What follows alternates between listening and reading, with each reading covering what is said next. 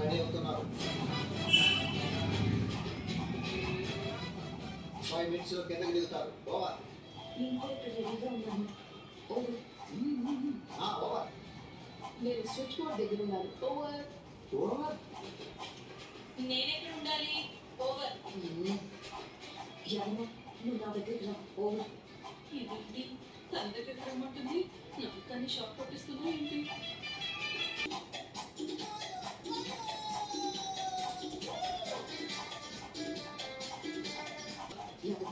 నాకెందుకు బాగా డౌట్గా ఉంది. నేను మొదటి నుంచి అదే చెప్తున్నాను, నువ్వే వినడం లేదు. ఎంత కాదనుకున్నా బాగా ఎన్నాళ్ళు నన్ను శత్రువులా చూసి